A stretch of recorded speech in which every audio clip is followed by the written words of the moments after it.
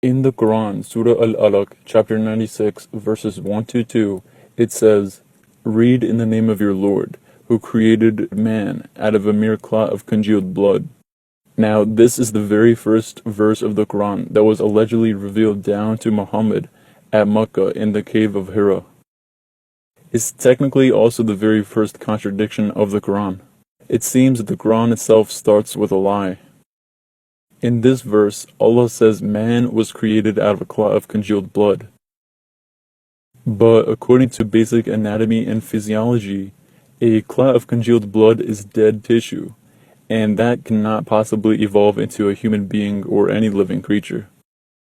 However, in 16:4, Allah says man was created from a drop of fluid, or sperm. But in 3:59 and 30:20, Allah says man was created from dust. Yet in 6:2, 15:26, and 37:11, Allah says He created man from clay. Despite that, in 21:30, 24:45, and 25:54, Allah says man was created from water. And lastly, in 1967 and 52:35, Allah says He created man out of nothing. So which one is it?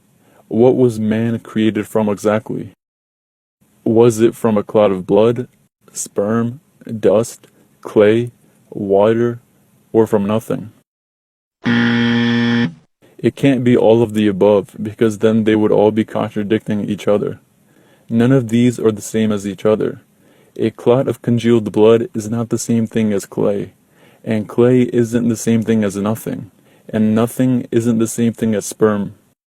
Most Muslim apologists claim this is not a contradiction, because these are just some of the ingredients Allah used to create Adam, the first man.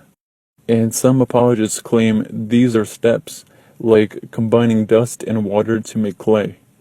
But nowhere in the Quran does it state, "We created man from water among other things." The Quran does not clearly state or articulate that man was created from water and mud and congealed blood and sperm. It just repeats the words "created from." It's very evident and clear that the author of the Quran did a very poor job of relaying the story of man's origin. The author couldn't keep his story straight on how exactly he created man.